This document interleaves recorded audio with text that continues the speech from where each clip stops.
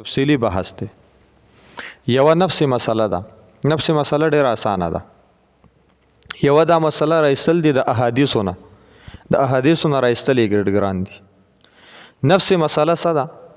نفس مسله دا هل یوجب الوضوء مما مست النار ام لا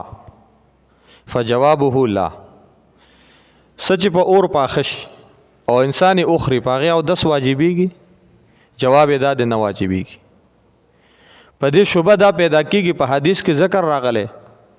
حضرت ابو هريره رضی الله تعالی عنہ حدیث ذکر کې هغه فرمایي چې رسول الله مبارک وای چې سب په اور پاخشي او تاسو یو خره بیا او 10 کوي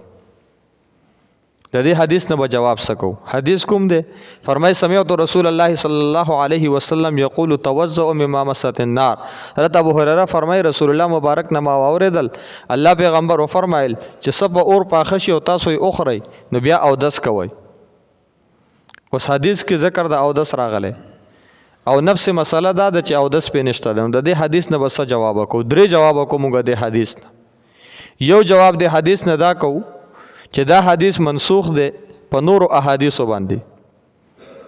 حکم منسوخ شوی دی ځکه په ابتدا د اسلام کې بعضی احکامات داسې وو چې وروسته هغه احکامات بدل شوي دي لکه شراب جایز وروسته حرام شو قرآن مجید کې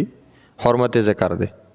یا دغه رنګې په ابتدا د اسلام کې په مانځه کې خبرې دا جایز وي سلام بکو صحابه کرام په مانځه کې سلام جواب به ورکړل کېدو بیا وروسته دا سلام جواب دا منع شو په مانځه کې خبرې دا منع شو نور دا ډېر احکامات دي په ابتدا د اسلام کې جایز وي وروسته منع شوي نو دې ته ویل کېږي چې دا حکم منسوخ شوی دی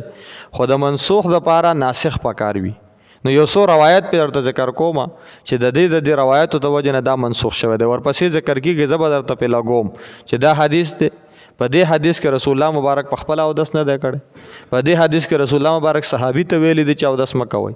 نو مونږ وایو چې دا منسوخ دی په حدیث د ابن عباس رضی الله تعالی عنه حضرت ابن عباس رضی الله تعالی عنہ فرمایي چې رسول الله مبارک اکل کتف شاتن ثم صلى ولم يتوضا الله پیغمبر د چيلي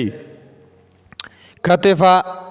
د چيلي ولې رسول الله مبارک او خړو پخ شوی دا هم نه خړای کیږي بیا رسول الله مبارک او 10 نه دی کړی او مونږ یې کړی دی نو دینه معلومیږي چې رسول الله مبارک په خپل داسې کړی دي او الته رسول الله مبارک دا فرمایلی دي نو دا د عباس رضی الله تعالی عنہ د حدیث د وجه ابن عباس رضی الله تعالی عنہ د حدیث د وجه دا حدیث منسوخ دی دا یو جواب شو نور ناسخ احادیث ولشتره دا برته په ذکر کومه دویم جواب ته مونږ دا کوو چې او 10 په دوه قسمه ده یو ته وضوء شرعي ویل کېږي دویم ته وضوء لغوي ویل کېږي وضوء لغوي ویل کېږي لاس انزل وتا